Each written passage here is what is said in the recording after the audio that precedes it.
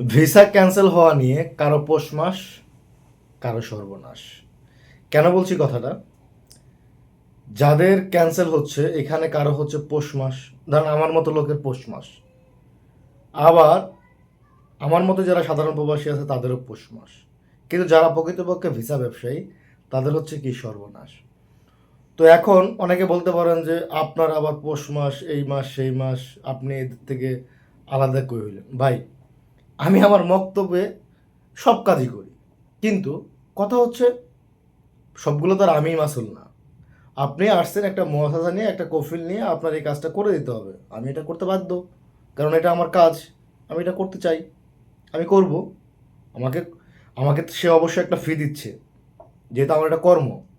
তো এই জন্যই বলি যে কারো পৌষ মাস, কারো সর্বনাশ। তবে হ্যাঁ, ভিসা ক্যান্সেল হবে না যদি আপনি যেই মহাসা থেকে ভিসা তুলছেন কিংবা যেখান থেকে ভিসা তুলছেন যদি সেইটার সৌদি নিয়োগ থাকে, সৌদি নিয়োগ থাকা অবস্থা আপনি ভিসা তুলে থাকেন, তাহলে সৌদি নিয়োগটা বের করবেন না যতক্ষণ না অবধি ভিসা উকালা হওয়ার পরে স্টাম্পিং না হয়েছে, ততক্ষণ অবধি। ভিসা স্টাম্পিং হইলে তারপরে আপনি গিয়ে সৌদিটা বের করে দিতে পারেন কিংবা তার তামিলনাড়ু থেকে তাকে ক্যান্সেল করতে পারেন, তাহলে আপনার ভিসা নিরাপদ।